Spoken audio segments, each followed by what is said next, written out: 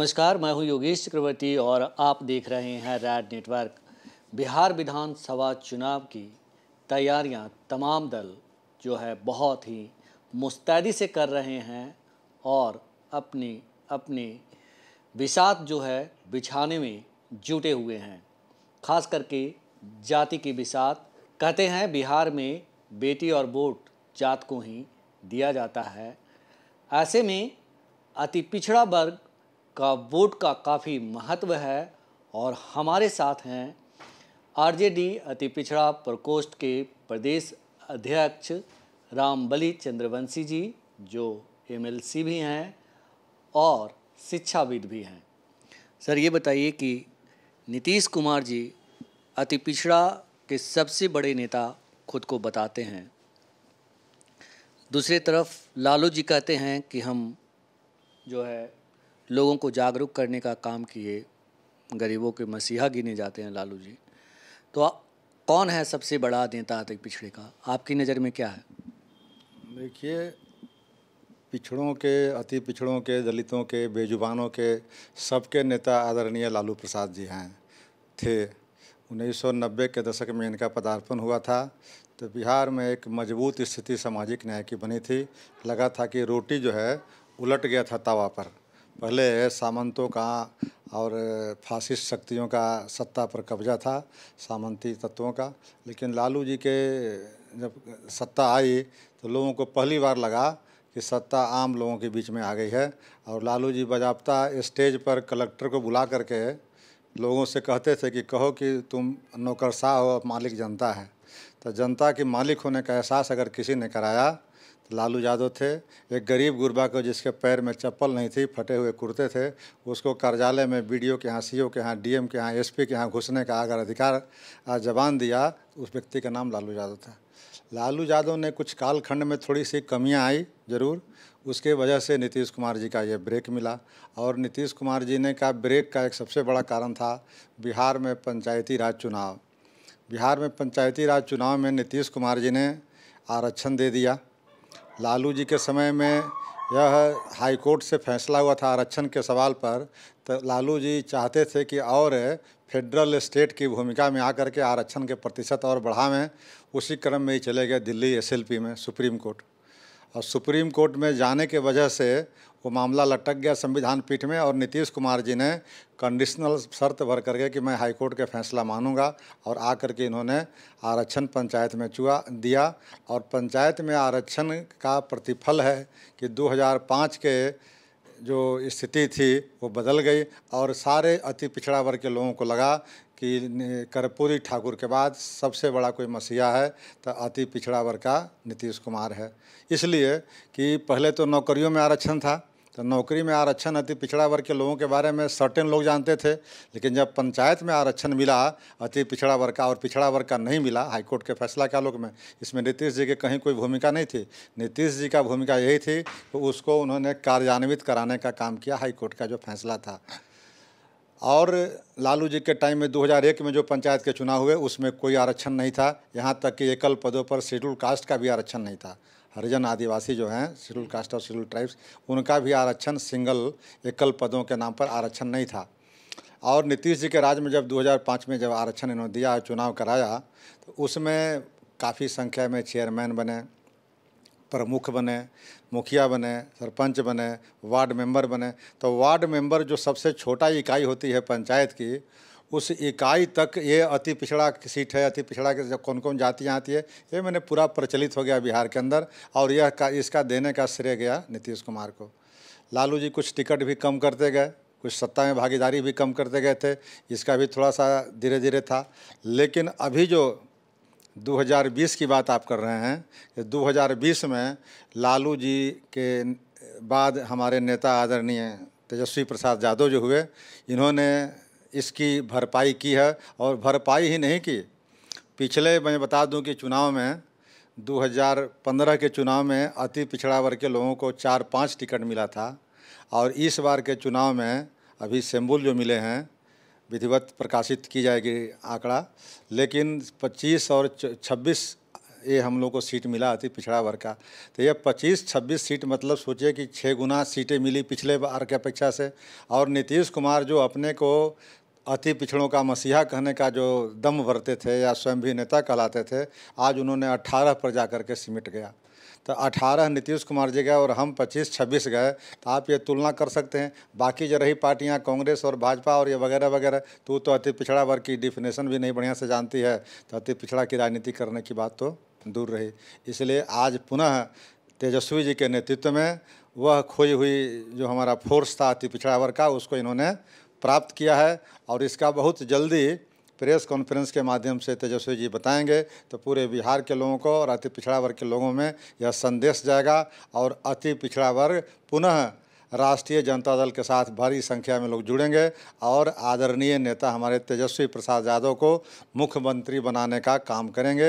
इसलिए हमको अब कहीं शक नहीं लगता है कि जब अति पिछड़ा वर्ग के लोग जुट जाएंगे राष्ट्रीय जनता दल में, तो लालू यादव को और लालू यादव के जो नेता हमारे आज के तारीख में मुख्यमंत्री के उम्मीदवार हैं, तेजस्वी जी को मुख्यमंत्री बनाने से कोई रोक नहीं सकता है।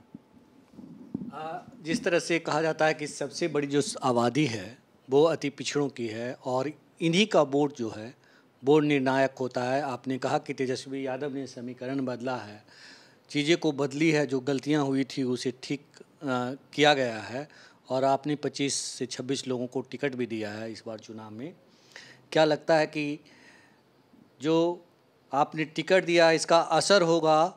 और जिस तरह से आरजेडी लालू जी कहा करते थे कि जिन निकलता है, तो इस बार जो है ईवीएम मशीन से जिन निकलेगा?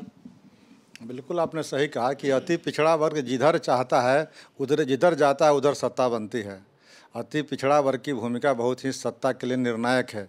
इधर चली जाएगी तो इधर सरकार बन जाएगी, उधर चली जाएगी तो उधर सरकार है। इसकी अपनी इतनी आबादी है 40 से 45% कि यह बहुत महत्वपूर्ण है। लेकिन यह साइलेंट है, यह बोलता कम है और काम ज़्यादा करता है। अब दूसरी बात, आपने जिन की बात की, वह बिल्कुल सच्चाई है। 1990 से लेकर 95-2000 तक लालू जी ये बार बार अपने भाषणों में कहा करते थे कि बक्सा से जिन निकलता है। तो जिन ये कौन लोग थे? यही अति पिछड़ा और दलित के लोग थे। अति पिछड़ा और दलित के लोग जब लालू जी से कुछ कारणों से अलग हो गए, थोड़ा दूर हो गए, तो जिन निकलना बंद हो गया। और जब तेजस्वी जी ने इसको कंपनसेट कर लिया है, रफू कर लिया है, तो फिर अति पिछड़ा वर्ग के भारी पैमाने पर दलित और अति पिछड़ा जुट रहे हैं। और भारतीय जनता पार्टी की जो कारगुजारियाँ हैं उससे भी लोग क्षुब्ध होकर के, जो संविधान को ख़त्म करने पर तुली हुई है, जो आरक्षण को ख़त्म करने पर तुली हुई है और सारी समस्याएं हैं। और पलटू जी का तो कहना ही नहीं है। पलटू जी तो अब अपनी पार्टी का फॉर्मेशन भी अब क्यों किए हुए हैं पता नहीं चलता है। जब धारा 370 पर, जब 3 तलाक पर, जब एनआरसी पर, जब भाजपा को समर्थन करना था, तो फिर इनकी अलग से पार्टी बनाने की कोई औचित्य नहीं रह गया है। इसलिए नीतीश कुमार जी की अब चर्चा करना भी हम लोग के लिए बेमानी लगता है। और अति पिछड़ा वर्ग या दलित या कुछ लोग अब ये वोट देना नीतीश कुमार जी को अपना समझते हैं कि कूड़े के पौधान में वोट डालना है। ये बताएं सर कि जिस तरह से आपने आरक्षण की बात की कि नीतीश जी ने आरक्षण दिया, इस वजह से अति पिछड़ा उनके साथ हो गए, क्या आपको लगता है कि आरक्षण में भी खेल किया गया? जैसे कि जो कुर्मी कास्ट है उसे कहीं ना कहीं अति पिछड़ा में लाया गया और जो अति पिछड़ा कास्ट का एक बड़ा तबका है वो कम पढ़े लिखे हैं, उन्हें नौकरियों में भागीदारी नहीं मिलती, आरक्षण का लाभ नहीं मिलता, एक खास लोग उस लाभ को ले लेते हैं। इस चीज़ को आप मानते हैं? देखिए, नीतीश कुमार जी ने आरक्षण पंचायत का दिया ऐसा मैं नहीं मानता। ये हाई कोर्ट का जजमेंट था 1993 में जो और 95 में राजीव गांधी की परिकल्पना थी पंचायती राज की। उसके तहत बहुत सारे वित्तीय और संवैधानिक अधिकार दिए गए थे पंचायती राज व्यवस्था में। माने एक तीसरी सरकार की कल्पना की गई थी। जैसे भारत सरकार होता है, केंद्र की सरकार यूनियन गवर्नमेंट होता है, बिहार गवर्नमेंट प्रोविंशियल गवर्नमेंट होता है, उसी तरह से तीसरी सरकार एक पंचायती राज सरकार की कल्पना की गई और उसमें बहुत सारे अधिकार दिए गए। उस अधिकार के बाद पहला बार चुनाव हुआ 2001 में बिहार के अंदर। तो 2001 में मामला चुनाव के में फंस गया इसलिए कि आरक्षण के सवाल पर हाई कोर्ट में केस हो गए। तो हाई कोर्ट में जब आरक्षण के सवाल पर केस हो गए, इसके चलते लालू जी ने आरक्षण नहीं दे पाया। फिर नीतीश जी ने इसको हाई कोर्ट के फैसला को मानते हुए आरक्षण लागू किया। तो आरक्षण लागू किया वह भी बेईमानी किया है, इसलिए कि नीतीश कुमार लोगों को आंख में आज भी धूल झोंक रहे हैं। इन्होंने आरक्षण दिया है अति पिछड़ा वर्ग के लोगों को 20% पंचायती राज व्यवस्था में, और 17% दिया है schedule caste and schedule tribes का। दोनों मिला करके देखते हैं तो होता है 37%। तो मात्र 37% आरक्षण अभी नीतीश कुमार जी ने पंचायती राज व्यवस्था में दिया। तो और 13% आरक्षण जो अधिकतम सीमा आरक्षण का है 50%। 50% आरक्षण देने के लिए किसी को संविधान में संशोधन करने की आवश्यकता नहीं है, लेकिन यह 13% आरक्षण आज 14.5 वर्षों से नीतीश कुमार अपने पॉकेट में लेकर के घूम रहे हैं। तो क्यों नहीं बताते हैं? या तो बता दें कि 20% से ही अति पिछड़ों की आबादी है, तब 20% आरक्षण दिए हैं तो मुझे कुछ नहीं कहना है, अगर नीतीश कुमार को हिम्मत है। और नहीं तो नीतीश कुमार दूसरे को क्यों नहीं दे देते हैं? पिछड़ा वर्ग को इसलिए नहीं दे सकते हैं इसलिए कि हाईकोर्ट के फैसला से बंधे हुए हैं। तब फिर अति पिछड़ों के वर्ग के साथ भी अन्याय कर रहे हैं कि 20% से 33% क्यों नहीं दिए? या तो कहें कि आबादी 20% से अधिक नहीं है, या जितना आबादी है उतना जब स्कोप है तो आप आरक्षण क्यों नहीं दे देते हैं? तो इसलिए नीतीश कुमार जी ने आरक्षण विरोधी हरकत किया है। और हमारी सरकार बनेगी तो हम लोग मांग करेंगे या चाहते हैं कि 20% से बढ़ा करके उसको 33% अति पिछड़ों का आरक्षण किया जाए पंचायती राज व्यवस्था में। ये नीतीश कुमार जी का गणित हुआ। जी जी, इस तरह का भेदभाव है, इस तरह का छलावा है, लेकिन आप लोग कभी इस चीज़ को क्यों नहीं उछालते? क्या वजह है कि आप लोग जो है चीज़ों को रख नहीं पाते हैं? दूसरी एक बात आपने कहा कि आरक्षण कुछ जातियों को इन्होंने दिया, वो बड़ा कलाकारी उन्होंने किया, आरक्षण नहीं दिया है।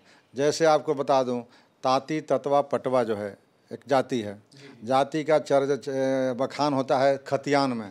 पुराना खतियान निकालेंगे तो उसमें जाति लिखा रहता है। जाति बदलने का दुनिया में कोई नियम नहीं है, लेकिन नीतीश कुमार जी ने जाति बदलने का भी एक कीर्तिमान स्थापित किया है। अब ताती ततवा पटवा को उन्होंने कह दिया कि आज से जाना जाएगा पान, और पान ऑलरेडी शेड्यूल कास्ट के सूची में 25-26 जातियों का जो सूची है शेड्यूल कास्ट का, अनुसूचित जनजाति का, तो अनुसूचित जाति के जातियों में सूची में उस सूचीबद्ध है वो पान। तब कहा कि बिहार में उनकी सरकार है, तो बिहार में इन्होंने गजट निकाल दिया, नोटिफिकेशन कर दिया कि पान जाति को इस जाति को बना के दीजिए, और पान जाति का सर्टिफिकेट मिल करके आज बिहार के अंदर ये सब जाति शेड्यूल कास्ट में शुमार हो गया। जबकि तांती ततवा पटवा शेड्यूल कास्ट में जाने की लड़ाई बहुत दिनों से लड़ रहा था, आज तक सफलता नहीं मिली। लेकिन एक टेक्नोलॉजी जो नीतीश टेक्नोलॉजी आया, इससे तुरंत रातों रात पान बन गया। इसी तरह के और कई जातियों का इन्होंने शामिल किया अति पिछड़ा वर्ग में, पिछड़ा वर्ग से लाके अति पिछड़ा वर्ग में उन जातियों को शामिल किया जिसका बिना कोई स्टडी किए हुए, इथनोग्राफिक रिपोर्ट नहीं देखा, कोई और वैज्ञानिक सर्वे नहीं कराया, बिना सर्वे का रिपोर्ट किए हुए पॉलिटिकल कारणों से उसका उन्होंने आरक्षण इधर से उधर कर दिया। और अभी तक 1978 में जब कर्पूरी ठाकुर ने मुंगेरी लाल कमीशन लागू किया था, तो अति पिछड़ों की जातियों की संख्या थी 79, और आज 79 से बढ़ करके 113-14 जातियाँ अति पिछड़ा में शुमार हो गई है। लेकिन आरक्षण का प्रतिशत बढ़ाया नीतीश कुमार जी ने नहीं, यहाँ दोहरा मापदंड किया। एक तो कि आपने संख्या को बढ़ाया, लेकिन जो संख्या आरक्षण में आपने उस दायरे में ला दिया, उसकी अपनी कोई आबादी होगी तो उस आबादी के अनुरूप में इसका भी आरक्षण का प्रतिशत बढ़ना चाहिए था। यह बात भी नीतीश कुमार जी ने नहीं किया। इसलिए नीतीश कुमार जी तो कई तरह से आरक्षण के सवाल पर, अति पिछड़ों के सवाल पर, दलितों के सवाल पर छल करते आ रहे हैं, और जिसको हम लोग पब्लिक डोमेन में उठाने में कहीं ना कहीं कमी रही है, जिसका फ़ायदा नीतीश कुमार जी को मिलते रहा है। लेकिन अब वो समय आ गया है कि ये सब चीज़ें नहीं चलेगी, अब नीतीश कुमार की पोल खुल गई है। मतलब कहीं ना कहीं आप ये कह रहे हैं कि छलावा हुआ है, और जो अति पिछड़ा कास्ट के लोग हैं वो इन चीज़ों को समझ नहीं पा रहे हैं और ना आप समझा पाए हैं। हाँ, अब टू सम एक्सटेंट कह सकते हैं कि हम लोगों के अधिकांश लोग समझ नहीं पाए, और हमारी जो पार्टी है इस बात को समझा नहीं पाई। अगर इस बात को समझा दी होती और लोग समझ गए होते तो नीतीश कुमार की घड़ियाली आंसू को लोग समझ जाते कि अति पिछड़ों का सबसे बड़ा दुश्मन है, अति पिछड़ों की शक्ति को बर्बाद किया है। उसका एक उदाहरण मैं देना चाहता हूँ और अपने तरफ से, कि नीतीश कुमार जी ने 2009 में 10 में एक लिया था निर्णय कर्पूरी ठाकुर छात्रावास बनाने का प्रत्येक जिला मुख्यालयों में। लेकिन अभी तक नीतीश कुमार जी की सरकार 15 वर्षों से है लगभग, और 15 वर्षों में नीतीश कुमार की यह सपना साकार क्यों नहीं हुआ? आज तक 9 या 10 जिलों में ही मात्र कर्पूरी ठाकुर छात्रावास बने हैं। पैसा भी सैंक्शन चला गया, निर्णय भी हो गए, लेकिन नहीं बने क्यों नहीं? कि यह नीतीश कुमार को पता है कि अति पिछड़ा वर्ग का अगर छात्रावास बन जाएगा और लड़के उसमें रहने लगेंगे तो यह वर्ग जो है ऑर्गेनाइज हो जाएगा तो आज इसकी 40% आबादी है और कुर्मी की आबादी मात्र 1.5% है। आज 1.5% वाला आबादी राज कर रहा है 15 वर्षों से, कहीं ना कहीं हमें आँख में धूल झोंक करके। इसलिए नीतीश कुमार जी ने छात्रावास को बंद करा दिया, उसकी गति को धीमी कर दिया, करीब करीब अवरुद्ध कर दिया। आज छात्रावास बन करके तैयार नहीं है। 20% आरक्षण भी जो दिया है पंचायती राज में, तो किसी माननीय सदस्य ने क्वेश्चन किया था विधान परिषद में, तो अभी तक कार्यान्वित हुआ है 17%, 17.3 या 2% था, ये रिकॉर्ड में दर्ज है। तो आज तक नीतीश कुमार जी यह क्यों नहीं बताते हैं कि आपने आरक्षण दिया 20% और लागू किया 17%, अभी भी 3% कैसे बेईमानी कर लिया आपने, ये नीतीश कुमार जी, और बाकी तो आबादी के अनुरूप में छोड़ दीजिए ना। इसलिए नीतीश कुमार कई तरह से अति पिछड़ों के साथ छल कर रहे हैं। अब ज़रूरत है इसको पब्लिक डोमेन में ले जाने की, बताने की और इनकी पोल खोलने की, और जब पोल खुल जाएगी तो अति पिछड़ा के लोग समझ जाएंगे कि नीतीश कुमार नकली जो है घड़ियाली आंसू बहा करके हम लोगों को बरगलाया है अति पिछड़े जातियों को। आप राजनेता से पहले एक शिक्षाविद रहे हैं और आप प्रोफेसर रहे हैं, कॉलेज में भी, इन कॉलेज में भी रहे हैं। ये बताएं कि लालू यादव के शासनकाल की शिक्षा व्यवस्था और मौजूदा नीतीश जी की शिक्षा व्यवस्था को कैसे देखते हैं आप?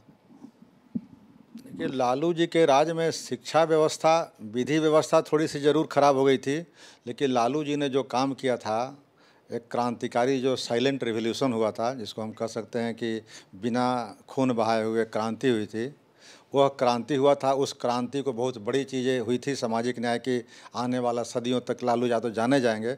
वह क्रांति का प्रतिफल था कि लालू जी के सारी एनर्जी लग गई थी सामाजिक क्रांति लाने में, और सामाजिक क्रांति को लाने में लालू जी के इतिहास स्वर्ण अक्षरों में लिखा जाएगा।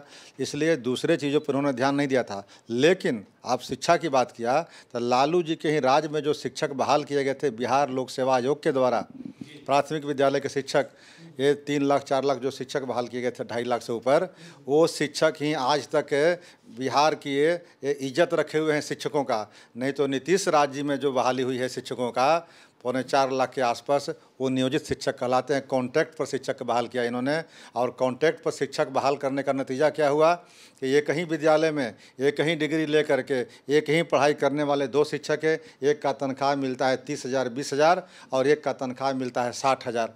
तो आप समझ सकते हैं कि 15,000 20,000 वाला तनख्वाह वाला आदमी और 60,000 तनख्वाह दोनों में क्यों फासला है भाई। इसके लेकर के सुप्रीम कोर्ट में नियोजित शिक्षक है। और बहाली किसके द्वारा हुई?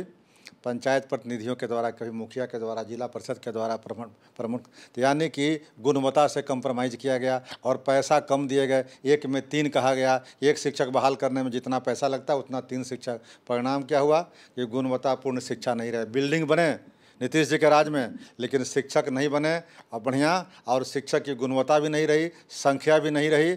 इसलिए शिक्षा जितना प्रभावित नीतीश जी के राज में हुआ है, मैं एक शिक्षक होने के नाते बड़ी ईमानदारी से कहूँगा कि मैं भी बोड़ा पर पढ़ करके स्कूल में आज साइंस कॉलेज में पढ़ने आया था और पटना यूनिवर्सिटी में प्रोफेसर हूँ। आज की सरकारी विद्यालय की जो स्थिति है, मैं नहीं समझता हूँ कि अगर सरकारी विद्यालय में पढ़ा करके कोई अच्छा इंस्टीट्यूशन में नौकरी भी कर पाएगा। इसलिए शिक्षा के बारे में नीतीश जी ने जो चौपट किया है शिक्षा व्यवस्था, चाहे हायर एजुकेशन हो चाहे प्राइमरी एजुकेशन हो, उतना किसी राज्य में पहले आज तक नहीं हुआ था।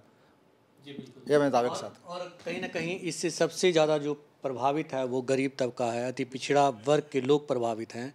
आखिर क्या वजह है कि अति पिछड़ा वर्ग के लोग इन चीज़ों को नहीं समझते कि हमारे बच्चे स्कूल नहीं जा रहे हैं, अच्छे शिक्षक हमारे बच्चे को नहीं मिल रहे हैं, और ये एक तरह से एक पीढ़ी जो है ख़त्म हो गई है और दूसरी पीढ़ी भी, आने वाली पीढ़ी ख़त्म हो जाएगी। तो इस चीज़ को क्यों नहीं समझ पा रहे हैं लोग? क्या लग रहा है आपको, कमी कहाँ रह जा रही है? नहीं, समझ तो पा रहे हैं। आपने सही कहा कि सरकारी विद्यालयों में किनके बच्चे पढ़ते हैं। वो निश्चित रूप से दलित के बच्चे, अति पिछड़ा के बच्चे पढ़ते हैं। अब जो लोग सुखी संपन्न हैं उनके बच्चे तो प्राइवेट स्कूल में पहले से भी पढ़ते रहे हैं, आज भी पढ़ लेंगे, कहीं पर कोचिंग कर लेंगे।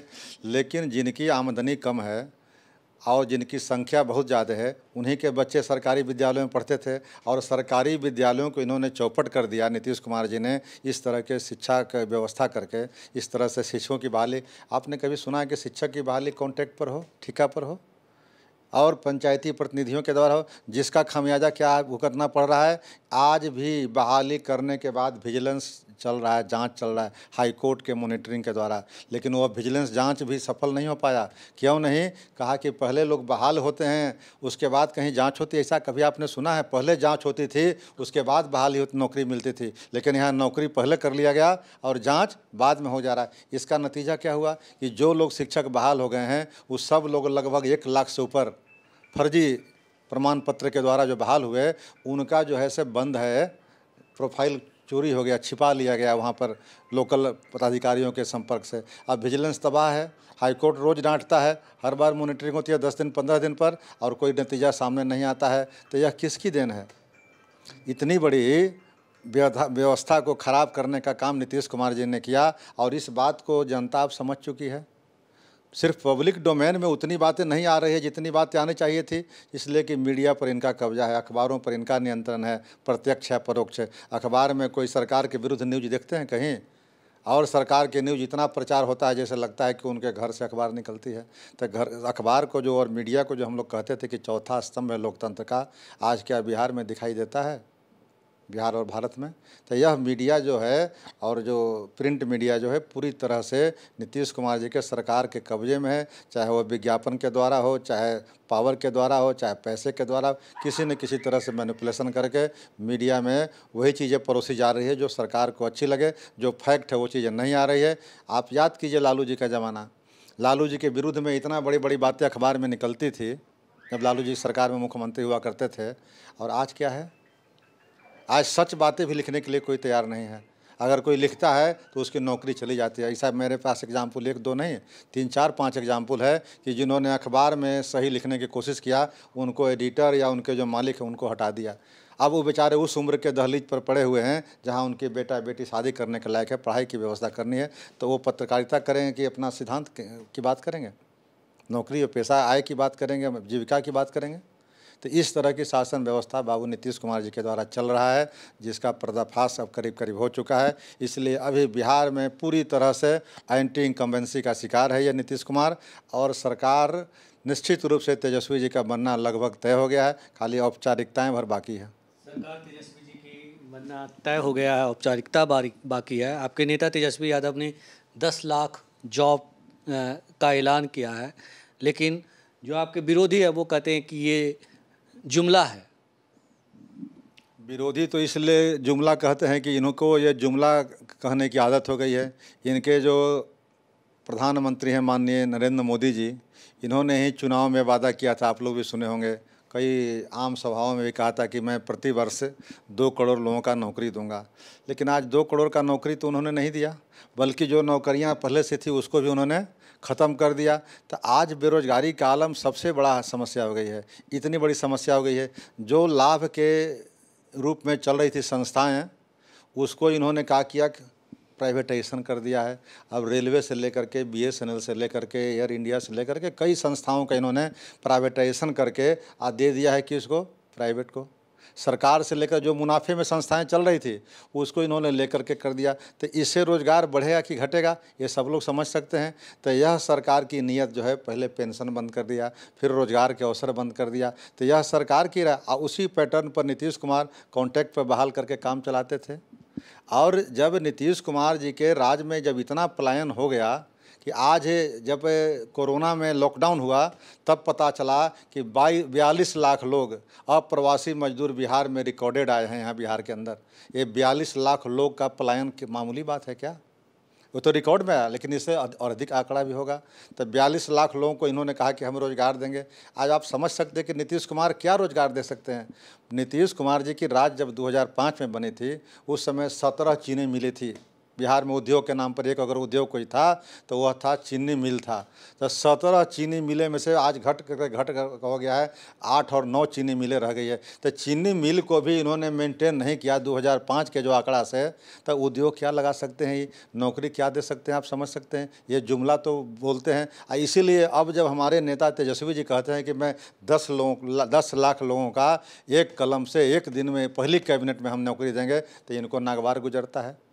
लेकिन ये सबका ब्लूप्रिंट उन्होंने तेजस्वी जी ने बना लिया है कि लघु उद्योग, छोटे उद्योग, अभी तो 4.5 लाख के आसपास वैकेंसी ऑलरेडी सैंक्शन पोस्ट है बिहार के अंदर। इन्होंने जब खंगाला देखा तभी स्वीकृत पदों की संख्या लगभग 4.5 लाख है और 6.5 लाख उन्होंने और एक्सप्लोर करके देखा कि इसी में लोगों को खपाया जा सकता है। तो 10 लाख लोगों का उन्होंने जो किया है वह बिल्कुल जुमला कहीं से नहीं है, या कोई भी आदमी देख सकता है कि उनकी इन्होंने एक बाकायदा ब्लूप्रिंट रोड मैप बना लिया है कि अगर हमारी सरकारें बनेगी तो निश्चित रूप से हम रोजगार पर सबसे पहली प्राथमिकता की सूची में रखेंगे और उसका प्रतिफल होगा कि बिहार जो है पलायन रुकेगा, कम होगा और विकसित होगा बिहार। रैड नेटवर्क से बात करने के लिए आपका बहुत शुक्रिया। धन्यवाद। तो ये थे रामबली चंद्रवंशी जी, जो आरजेडी के अति पिछड़ा प्रकोष्ठ के प्रदेश अध्यक्ष हैं, एमएलसी हैं, और जैसा कि हमने बताया कि ये शिक्षाविद भी हैं। और इन्होंने साफ किया कि किस तरह जो दलित हैं, अति पिछड़े वर्ग के लोग हैं, उन्हें बड़ी ही चालाकी के साथ एक साजिश के तहत छला गया है। योगेश चक्रवर्ती, रैड नेटवर्क, पटना।